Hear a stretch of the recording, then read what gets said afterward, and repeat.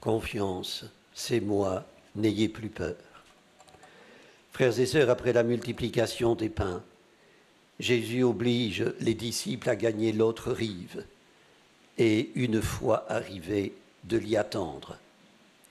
Laissez la terre d'Israël, terre sainte, terre bénie, pour celle de Génézareth, païenne, infidèle. S'y retrouver seul n'a pas dû les enchanter. Mais la traversée va dépasser l'anecdote. Alors que la barque des disciples est à bonne distance de la terre, le vent se lève, les vagues de la mer battent l'embarcation. Les disciples, pour la plupart, sont des pêcheurs expérimentés. Matthieu indique seulement qu'un long temps s'est écoulé avant que Jésus les rejoigne, vers la fin de la nuit. Comment? En marchant sur les eaux. C'est alors que les disciples ont peur, ils se mettent à crier. Frères et sœurs, la marche sur les eaux est chargée de réminiscences bibliques. Le passage de la mer Rouge est la plus vive. Généralement, dans la Bible, la mer déchaînée est la figure du chaos, des forces de destruction. Quant à l'apparition du fantôme, pour reprendre le mot des apôtres, elle évoque le Dieu de l'Exode qui s'avance sur la mer pour sauver son peuple en détresse. En outre, les premiers mots de Jésus par lesquels il se fait connaître, c'est moi, résonnent comme le je suis, par lequel Dieu se manifeste à sa créature, l'assure de sa protection. Autant dire que l'apparition de Jésus qui s'avance vers les disciples d'une façon si codée s'inscrit dans la filiation du Créateur, anticipe celle du ressuscité. Comme le Seigneur de la Bible, il domine le chaos, apaise la tempête, redonne confiance au cœur atterré. Confiance, c'est moi, n'ayez plus peur. Des paroles qui rassérénent. Jésus ne reproche pas aux apôtres d'avoir peur, comme il l'a fait lors de l'épisode de la tempête apaisée. Il les invite à surmonter leur peur, utilisant les mêmes mots qu'il a utilisés hier à l'adresse du paralysé de Capharnaüm. Confiance, mon enfant, tes péchés sont pardonnés. Ou à la femme souffrant d'hémorragie. Confiance, ma fille, ta foi t'a sauvée. La confiance. La peur surmontée ne peut naître que de la confiance. Élie en manqua face à la haine de la reine Jézabel, décidée d'en finir avec lui. Le prophète a pris ses jambes à son cou et s'est enfui dans l'Horeb.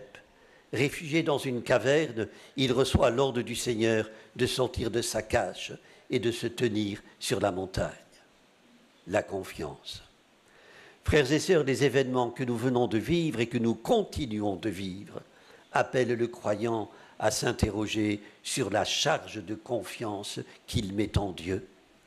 La pandémie n'est pas, a dit le pape François, le temps du jugement de Dieu, une punition de Dieu, mais celui de notre propre jugement. Entendons, elle nous met face à nous-mêmes. L'angoisse, la peur qu'elle génère conduisent à une remise en cause, à un sursaut, une conversion. Nous nous étions imaginés, dit le pape, forts et capables dans tous les domaines, de rester toujours sains dans un monde malade. La pandémie a fait tomber les maquillages. En profiterons-nous pour réorienter la route vers Dieu et vers les autres? Nous ne sommes pas autosuffisants, dit le pape. Nous avons besoin du Seigneur comme les anciens navigateurs des étoiles. Frères et sœurs, en pleine nuit, dans la tempête, dans la barque malmenée, c'est la panique à la vue du fantôme de Jésus. Pierre est le chef.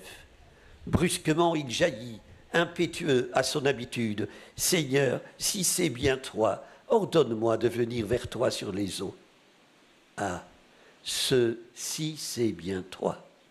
Lesté de doute, un lest qui va faire couler l'apôtre. Heureux Pierre qui pourra saisir la main qui sauve. Heureux Élie qui a reconnu le Seigneur dans le murmure d'une brise légère. Frères et sœurs, Dieu se manifeste quand il veut, comme il veut. Le reconnaître en tout lieu, en toutes circonstances, le reconnaître là même où il semble être absent est œuvre de discernement et de confiance.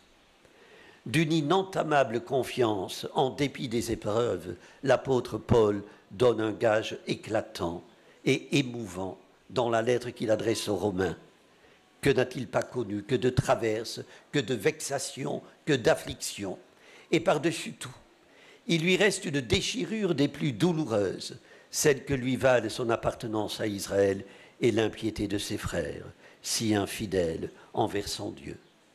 Comment, par comparaison, frères et sœurs, ne pas évoquer ici tous ses parents et grands-parents, également déchirés et plongés dans une grande tristesse et une douleur incessante. Ils s'interrogent, se culpabilisent, ne comprennent pas pourquoi leurs enfants et petits-enfants ne suivent pas le chemin de leur foi. Comment la leur rendre désirable, se demande-t-il. Comment leur faire comprendre que Jésus offre une voie qui n'est pas une impasse, mais une immense route libre, qu'il donne un sens à ce qui n'en a pas hors de lui ou sans lui. Comment faire renaître à eux la confiance et l'amour en Jésus-Christ. Je laisse la place à un apologue. 4 bougies brûlées lentement. Les 3 premières, la paix, la foi, l'amour, ne tardèrent pas à s'éteindre. Celle de la paix, parce que personne ne parvenait à la maintenir allumée. Celle de la foi, parce que le monde pensait qu'elle n'était pas indispensable. Celle de l'amour, parce que sa signification était perdue.